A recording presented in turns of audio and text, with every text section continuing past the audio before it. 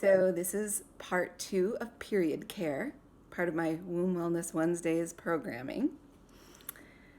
Period care is, as I mentioned before, what you need to do during the time that you're bleeding. What kind of things you should do to take the best care of yourself so that your cycle is healthier and so future periods are easier. I'm going to try not to go off on tangents. I get all excited and I realize these go a little long sometimes, so I'm going to try to stay focused. All right, so the number one thing to do during your period is to rest. It's what your body's calling out for. It's hard to do though, because we have jobs, we have children, we have relationships, and honestly, habits that we want to keep doing. And so prioritizing rest is challenging, but it is doable. And you can do it incrementally. For example, if you tend to go to bed super late, try to get yourself to bed earlier. The best is to go to bed no later than 10 p.m. If you can't do that, 11. So make the adjustments to fit who you are and how you can best experience a relief during your period. So maybe it's bumping up an hour earlier to go to bed. Maybe it's adding a nap in the afternoon. It might just be learning how to stop and breathe for 5 minutes. And I am going to just walk you through a breath that you can take during your period that sometimes can even stave off cramping when you first start feeling it come on. And this breath is not just a belly breath. So I want you to stop for a minute. Take a deep breath. Take a breath. Allow your belly to soften, but breathe all the way down into your pelvic bowl. Imagine your womb and all the way down to your vagina, so where your pelvic floor is, and breathe into that place where you feel the contact between your bottom and the chair. And with your breath, feel everything expand and soften. And when you exhale, instead of having it contract, feel it just sink. Feel your whole body settle. Even doing something like that, where you let your belly go too, your belly soften.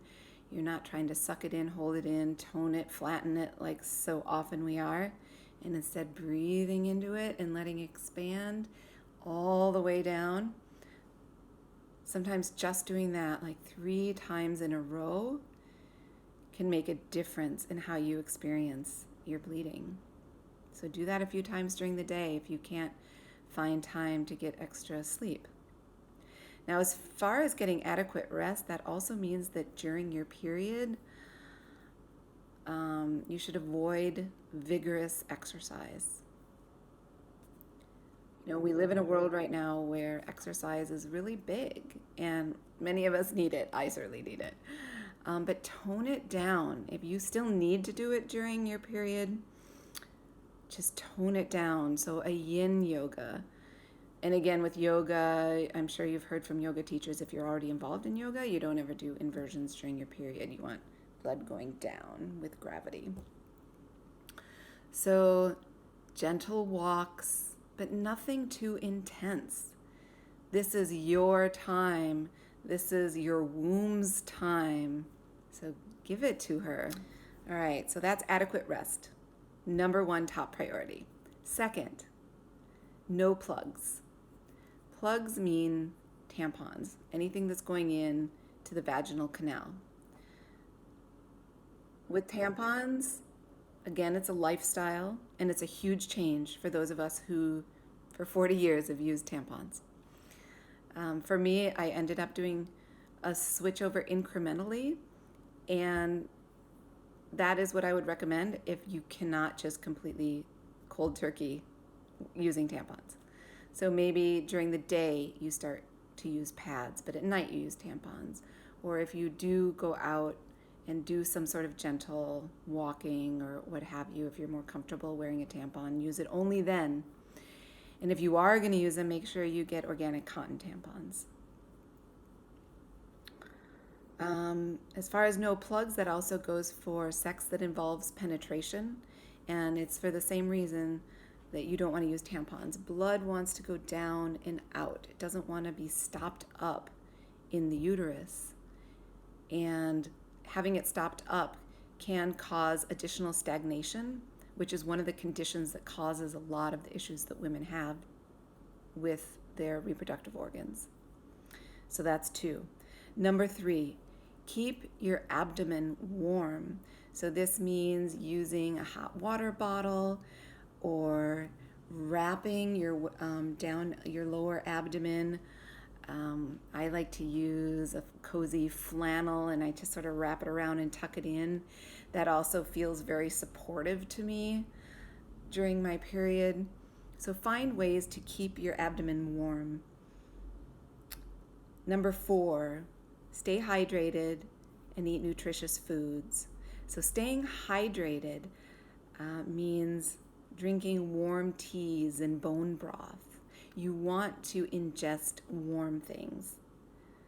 In the United States, we're kind of obsessed with our ice and cold foods. And from a Chinese medicine perspective, and which also seems to really impact our wombs, you want to stay warm. Coldness brings on increased stagnation, just like plugging up in the vaginal canal causes stagnation. Cold foods cause constriction, stagnation, and you want to avoid that. So warm, nurturing broths and teas. And then the same goes for nourishing foods like soups. If you can put seaweed in the soup, even better. That's wonderful for women's issues. And cooked foods, so not just cold salads. You want to have cooked vegetables. So adequate rest. Do your best with that. Start with breathing, increasing the amount of sleep you can get, and if you can actually cut down on the amount of work and the amount of exercise that you do as well, all the better. 2, no plugs, no tampons. 3, keep your abdomen warm as best you can. And 4, stay hydrated and eat warm, nourishing foods. All right, thank you for listening. This has been week number 3 of Womb Wellness Wednesdays. Stay tuned next week when I talk about the womb, patriarchy, and decolonizing our bodies.